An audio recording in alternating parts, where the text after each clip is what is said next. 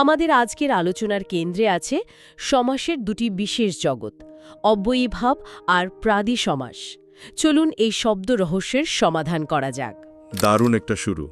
আসলেই সমাস হলো ভাষার বলা যায় একটা চিকন বুনন, একাধিক সুতোকে মিলিয়ে একটা সুন্দর কাপড় তৈরির মতো। আর অব্যয়ীভাব সমাস সেই বুননের এক বিশেষ কারিগর। এর মূল কৌশলটাই হলো একটা অব্যয় বা উপসর্গকে সামনে বসিয়ে দেওয়া, আর সেই উপসর্গটাই পুরো শব্দের অর্থকে নিয়ন্ত্রণ করে, যেন পরিবারের সবচেয়ে বয়োজ্যেষ্ঠ সদস্য, যার কথাই শেষ কথা। তাহলে চলুন এই পরিবারের কর্তাকে একটু কাছ থেকে দেখি। যেমন ধরুন উপকূল শব্দটা, এখানে কুল তো আমরা চিনি, কিন্তু উপসর্গটা এসে ঠিক কী করল? এর ব্যাসবাক্য বলা হয় কুলের সমীপে। তার মানে কি উপসর্গটা এখানে নৈকট্য বা কাছে কাছে থাকার ভাবটা প্রকাশ করছে? একদম তাই। এই সামীপ্য বা নৈকট্যই হল অব্যয়ীভাবের একটা প্রধান কাজ। এখানে একটা চুম্বকের মতো কাজ করছে, কুল শব্দটাকে নিজের অর্থের কাছে টেনে আনছে। একই যুক্তিতেই তৈরি হয় উপনগরী, অর্থাৎ নগরীর কাছেই গড়ে ওঠা একটা ছোট শহর, বা উপকণ্ঠ মানে কণ্ঠের কাছাকাছি জায়গা। উপসর্গটা কিভাবে গোটা শব্দের অর্থকে নিয়ন্ত্রণ করছে সেটা এখানে খুব স্পষ্ট। বিষয়টা তাহলে বেশ মজার। তার মানে এখানে উপসর্গটাই যেন চালকের আসনে বসে আছে, তাই না? পুরো শব্দটার অর্থ কোন দিকে যাবে সেটা ওই ঠিক করে দিচ্ছে। কিন্তু আমি একটু অবাক হচ্ছি অন্য একটা শব্দ দেখে, উপভাষা। এখানে তো উপসর্গটা ভাষাকে কাছে টানছে না, এর ব্যাসবাক্য তো ভাষার সদৃশ। তাহলে কি একই উপসর্গ ভিন্ন ভিন্ন ভূমিকা পালন করতে পারে? চমৎকার একটা পর্যবেক্ষণ। ঠিক এখানেই ভাষার আসল সৌন্দর্য।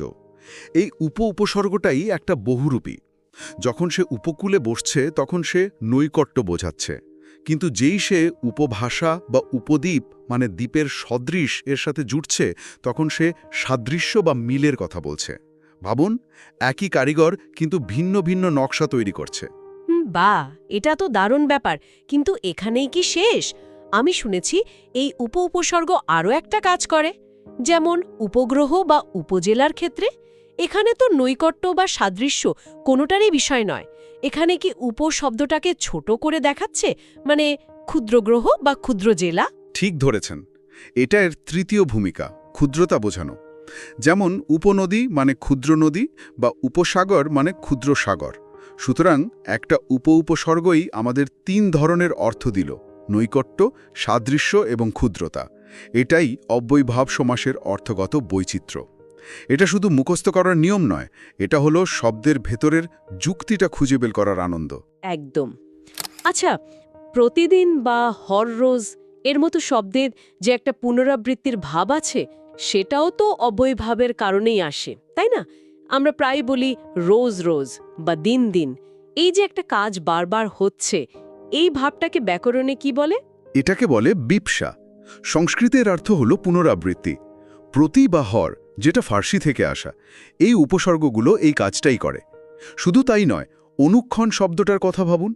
এর ব্যাসবাক্য হলো ক্ষণে ক্ষণে। এখানে উপসর্গটি বিপসার কাজ করছে। এমনকি কথ্য বাংলায় আমরা বলি ফি বছর, মানে বছর বছর। এটাও কিন্তু অব্যয়ীভাব সমাসেরই একটা দারুণ উদাহরণ। তাহলে তো আমাদের দৈনন্দিন কথাবার্তার মধ্যেই অব্যয়ীভাব সমাস লুকিয়ে আছে। আরেকটা খুব পরিচিত উপসর্গ হলো নির। যেমন আমরা বলি জায়গাটা নির্জন বা খাবারটা নিরামিষ। এখানে নির উপসর্গটা একটা নেই বা অভাবের অনুভূতি দিচ্ছে, তাই না? জনের অভাব বা আমিষের অভাব। একেবারে, এই অভাব অর্থটা অব্যয়ীভাব সমাসের একটা বড় অংশ জুড়ে আছে। নির্জল মানে জলের অভাব, নির্ঝঞ্ঝাট মানে ঝঞ্ঝাটের অভাব, এমনকি নির্ভাবনা মানে ভাবনার অভাব। এই সব কিছুতেই নির উপসর্গটি একটা শূন্যতা বা অনুপস্থিতি তৈরি করছে। এই অভাবের ঠিক উল্টোটা, অর্থাৎ কোনো কিছুর শেষ সীমা পর্যন্ত বোঝানোর জন্য তো অব্যয়ীভাব সমাস ব্যবহার হয়। যেমন আজীবন বা আসমুদ্র। এখানে উপসর্গটা একটা ব্যাপ্তি বা সীমা বোঝাচ্ছে, জীবন পর্যন্ত বা সমুদ্র পর্যন্ত। আমার খুব পছন্দের দুটো উদাহরণ হলো আপাদ মস্তক আর আসমুদ্র হিমাচল। ভাবতেই ভালো লাগে, পা থেকে মাথা পর্যন্ত বা সমুদ্র থেকে হিমালয় পর্যন্ত পুরো ব্যাপ্তিটা একটা শব্দে ধরা আছে। হ্যাঁ, এই ব্যক্তির ধারণাটা খুব শক্তিশালী। এবং শুধু নয়, যাবজ্জীবন শব্দটিতে যাবৎ অব্যয়টিও কিন্তু জীবন পর্যন্ত একই অর্থ প্রকাশ করে। এর বাইরেও আরও কত সূক্ষ্ম অর্থ আছে, যেমন ধরুন ঈষৎ বা সামান্য কিছু বোঝানো। আমরা যখন বলি সন্ধ্যায় আকাশটা আরক্তিম হয়ে গেছে, এই আরক্তিম মানে কিন্তু ক্যাটাকোকিনোস নয়, বরং ঈষৎ রক্তিম বা হালকা লাল।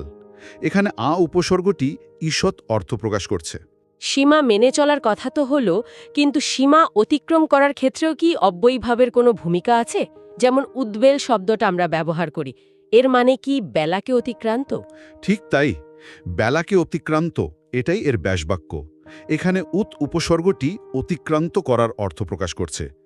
আবার দেখুন, এর ঠিক বিপরীত অর্থও তৈরি হতে পারে, যেমন নিয়ম মেনে চলা বা অনতিক্রম্যতা। যথাবিধি বা যথাসাধ্য শব্দগুলোর কথা ভাবুন।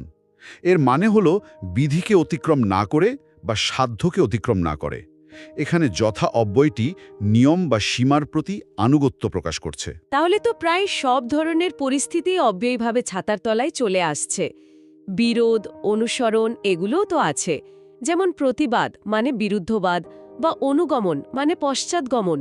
কিন্তু এত নিয়মকানুনের পরেও তো কিছু শব্দকে কোনো নিয়মেই ফেলা যায় না, যেমন প্রত্যক্ষ বা পরোক্ষ। এদেরকে নাকি নিপাতনে সিদ্ধ বলা হয়। এরা কি তাহলে ব্যাকরণের নিয়ম ভাঙা বিদ্রোহী? বিদ্রোহী বটে। ভাষাকে তো শুধু নিয়ম দিয়ে বেঁধে রাখা যায় না।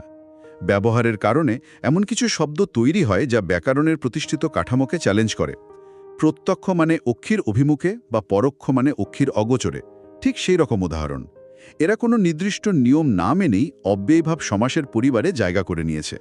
আচ্ছা, অব্যয়ীভাবের এই নিয়মকানুন দেখতে দেখতে আমার মাথায় একটা প্রশ্ন আসছে। প্রগতি, প্রবচন বা পরিভ্রমণ এর মতো শব্দগুলো তো পরি এর মতো উপসর্গ দিয়ে শুরু।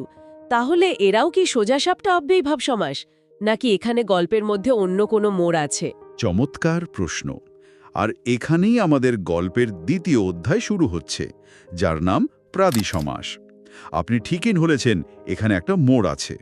প্রাদি সমাসকে এক কথায় অব্যয়ীভাব সমাসেরই একটা বিশেষ এলিট ক্লাব বলা যেতে পারে। এলিট ক্লাব, তার মানে এখানে ঢোকার জন্য বিশেষ কোনো শর্ত আছে? ঠিক তাই। শর্ত একটাই, কিন্তু খুব গুরুত্বপূর্ণ।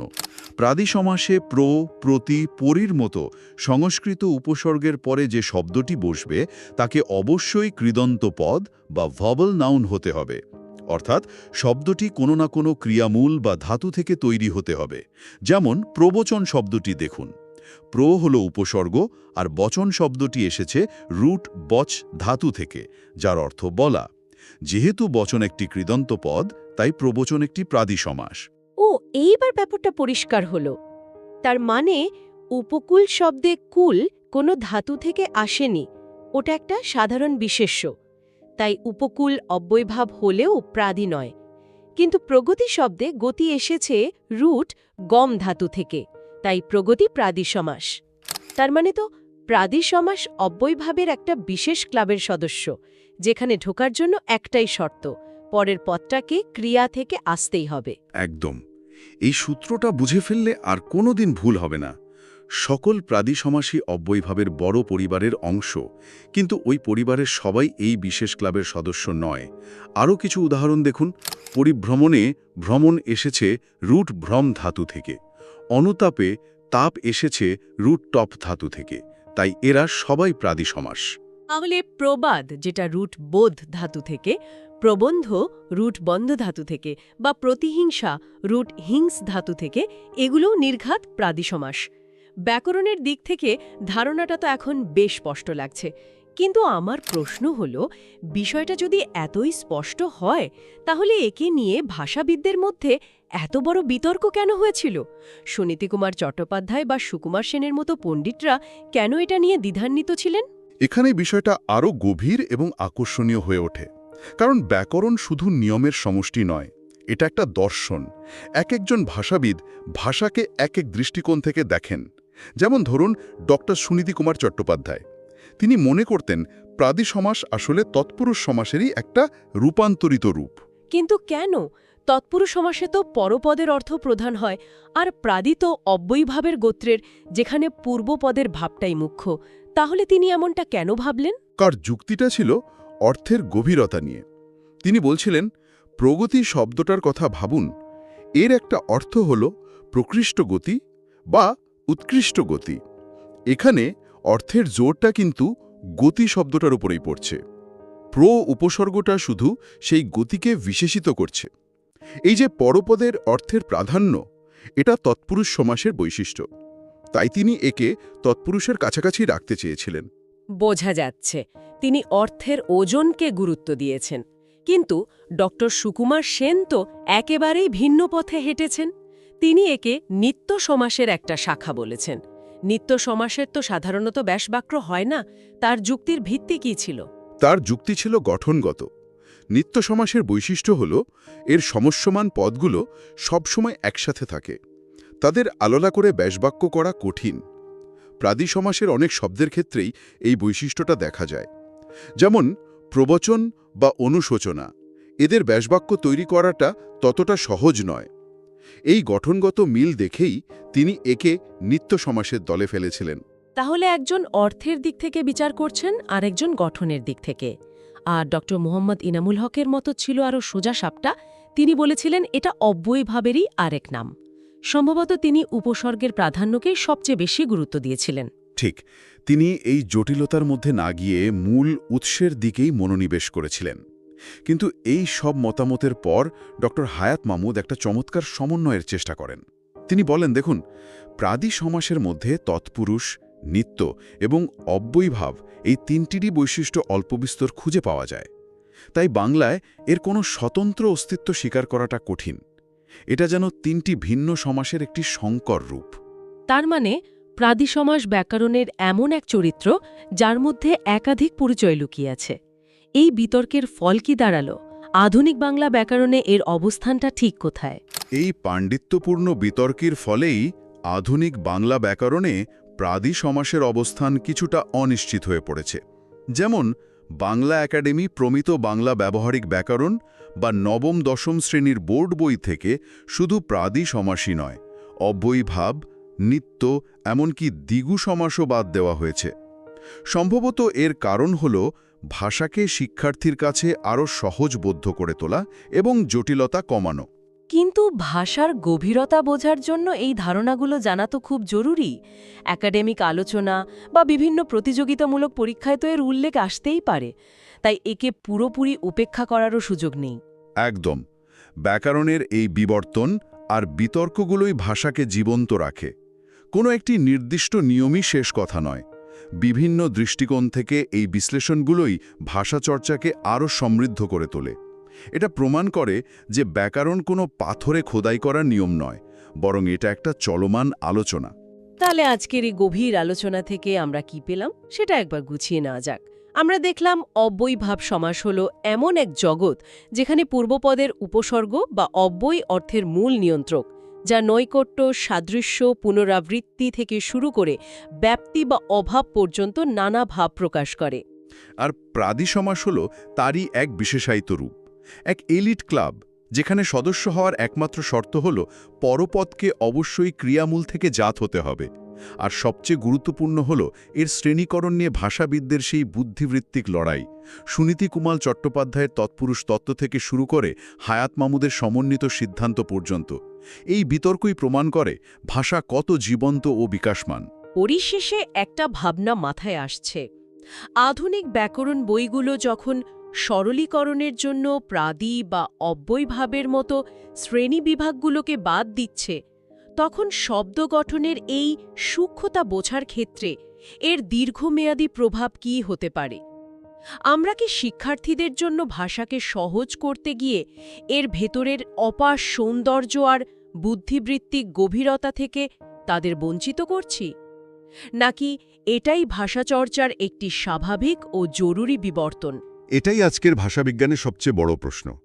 বর্ণনামূলক সরলতা এবং একটি জীবন্ত ভাষার সমৃদ্ধ জটিল বাস্তবতার মধ্যে এই টানাপোড়েন চলতেই থাকবে। এর কোনো সহজ উত্তর নেই, আর এখানেই ভাষাচর্চার আসল আনন্দ।